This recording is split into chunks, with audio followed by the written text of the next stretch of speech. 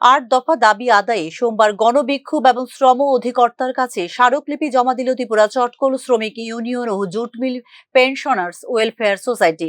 চতুর্থ বেতন পর্ষদের সুপারিশ মোতাবেক 1996 সালের 1 জানুয়ারির ভিত্তি ধরে অন্যান্য অধিগৃহীত সংস্থার কর্মচারীদের নিয়ে বকেয়া বেতন ভাতা, গ্র্যাজুইটি, লিভ স্যালারি সহ শতকরা 6% সুদ সমেত প্রাপ্য অর্জনের অধিকারী হয়েছেন ত্রিপুরা জুট মিলের প্রায় 1647 জন শ্রমিক, কর্মচারী এবং পেনশনাররা। এই বকেয়া দিতে বারবার সুনির্দিষ্টভাবে নির্দেশ দিয়েছে ত্রিপুরা উচ্চ আদালত। 2018 সালে 4 সেপ্টেম্বর থেকে প্রথমে 6 মাস করে 2 বার ও পরে 4 মাস সময় বেঁধে দিয়েছিল ত্রিপুরা উচ্চ আদালত। এই ক্ষেত্রে নানা অজুহাত এবং অবহেলা করে চলেছে সংশ্লিষ্ট জুট মিল কর্তৃপক্ষ বলে অভিযোগ সংশ্লিষ্ট শ্রমিক কর্মচারীদের। এদিকে মোট 1647 জন প্রাপকের মধ্যে প্রায় 350 জনকে তাদের প্রাপ্য আদালতের আদেশ অমান্য তথা নিয়ম নীতিহীন পদ্ধতিতে পেমেন্ট করার পর গত 5-6 মাস যাবৎ বিনা কারণে অর্থ বরাদ্দ বন্ধ রেখে দেওয়া হয়েছে বলে অভিযোগ ত্রিপুরা চটকল শ্রমিক ইউনিয়ন ও জুট মিল পেনশনার্স ওয়েলফেয়ার সোসাইটির।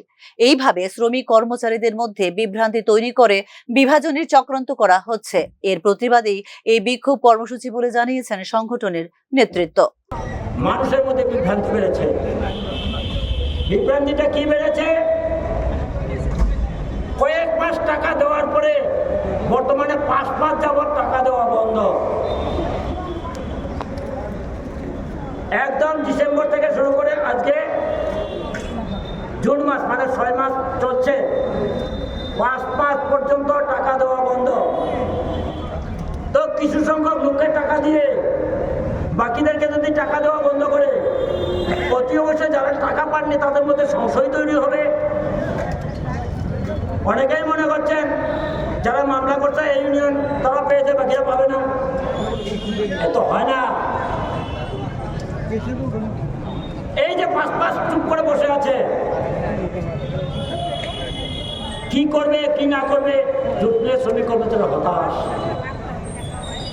সেই হতাশা দূর করার লক্ষ্যে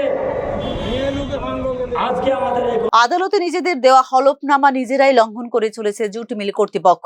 আইনগতভাবে এখানে দায়বদ্ধ শ্রম দপ্তরও বলে অভিযোগ ত্রিপুরা চটকল শ্রমিক ইউনিয়ন ও জুট মিল পেনশনার্স ওয়েলফেয়ার সোসাইটির।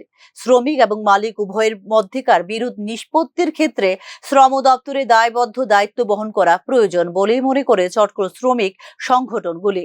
অবিলম্বে চটকল শ্রমিকদের বকেয়া মিটিয়ে দেওয়ার দাবি রাখা হয়েছে এদিনের বিক্ষোভ সভা থেকে।